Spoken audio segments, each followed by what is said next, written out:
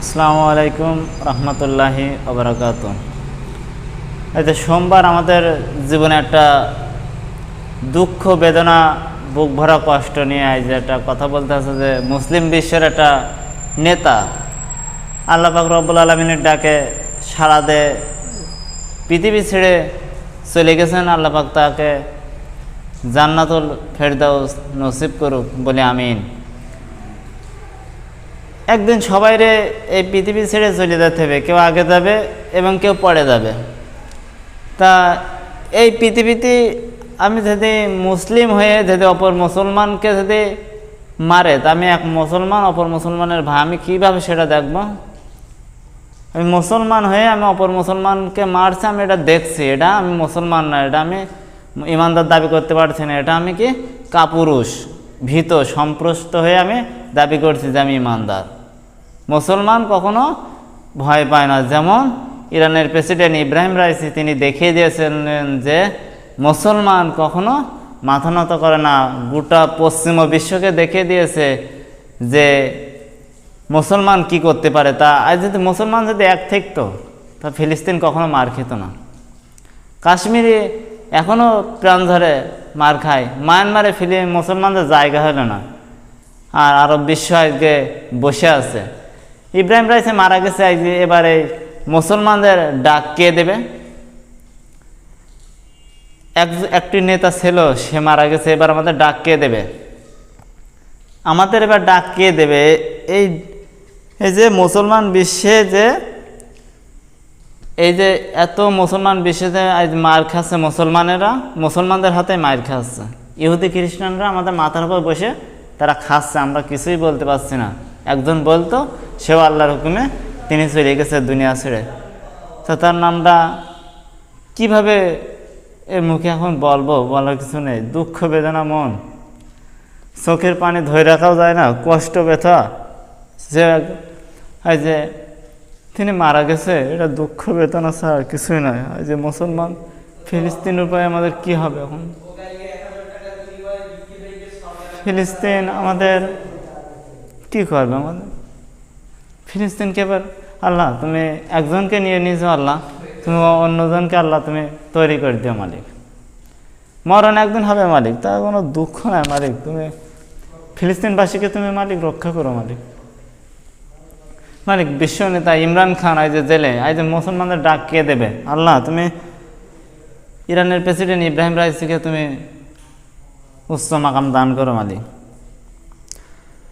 আপনার এই মৃত্যুতে আমরা মনে রাখবো আপনি কাপুরুষ ছিলেন না। আপনাকে ইতিহাসের পাতায় স্মরণ করে আপনার নামে বই লিখা হবে, ইতিহাসের পাতায় আপনাকে স্মরণীয়ভাবে রাখা হবে যে ইহুদির বিরুদ্ধে, কাফের মুশরিকদের বিরুদ্ধে একটি মুসলমানের নেতা ছিল, সেই নেতা লড়াই করেছিল একাই, গোটা পশ্চিমা বিশ্বকে জানিয়ে দিয়েছিল যে মুসলমান কখনো ভীত হয় না, আমি একা তোদের সাথে লড়াই করছি।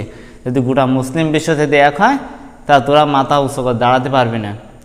তা দুঃখ ব্যথা মনে নিয়ে কথা বলবো কিভাবে? বলার তো কিচ্ছু নেই। দুনিয়া থেকে সবারই চলে যেতে হবে। তিনি আমাদের আগে গেছেন, আমরা পরে যাব। তিনি ইতিহাসের পাতায় স্মরণীয়ভাবে থাকবে, নায়কের মতন থাকবে। আপনার নামটা মনে থাকবে। আমি সাক্ষ্য দিচ্ছি, আরও এই পৃথিবীতে তাহার মতন নেতা ধন আল্লাহ পাক আরও ধন দেয়। এটা মন বেদনা নিয়ে বলছি।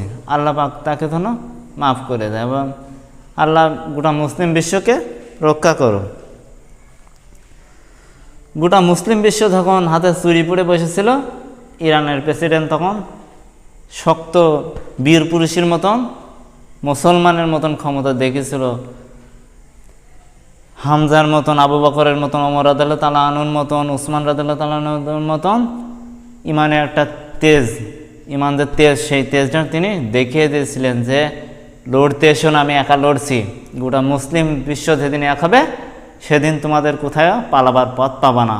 তা মনে রেখো, তিনি এক করার জন্য সমস্ত দেশে, মুসলিম দেশে তিনি ভ্রমণ করছিলেন। তা যে কোনো অসিলায় তিনি মারা গিয়েছে, হেলিকপ্টার বিধ্বংস হয়ে। দুঃখ তাহার কথা নিলে চোখের পানি রাখাতে এখন আল্লাহ পাক তাকে মাফ করে দিক, আমিন। তিনি আমাদের মনে স্মরণীয় হয়ে থাকবে। গোটা মুসলিম বিশ্বে যখন কান্নার আহাজার না খেয়ে মরছে ফিলিস্তিনবাসীরা, তখনই আমাদের দুঃখ সংবাদ যে আল্লাহর হুকুমে একটি নেতা আমাদের মাঝখান থেকে চলে গিয়েছিলেন। আরব বিশ্বের সিংহপুরুষ ফিলিস্তিনিবাসীর মাথার তাজমণি ইরানের প্রেসিডেন্ট ইব্রাহিম রাইসি, তাকে আমরা হারিয়ে খুবই দুঃখিত। আল্লাহ পাক তাকে নিয়েছে, আল্লাহ পাক তাহার পরিবর্তে ধরো অন্য আরেকজনকে ধরো পাঠিয়ে দেয় এবং গোটা মুসলিম বিশ্বকে ধরো এক করে দেয়। এই হিসেবে আমি আর বক্তব্য শেষ করছি। আপনারা সবাই ইব্রাহিম রাইসির জন্য দোয়া করবেন যে গোটা বিশ্বের মুসলমান যখন হাতে চুরি পড়েছিল, তখন তিনি একাই ইহুদির বিরুদ্ধে লড়াইয়ের প্রতি সংগ্রাম করেছে এবং তার বুকি তিনি বোমা মেরেছে। তিনি তো দেখিয়ে দিয়েছেন যে আমি একা লড়ছি, এবং মুসলিম বিশ্ব যেদিন এক হবে সেদিন তোমাদের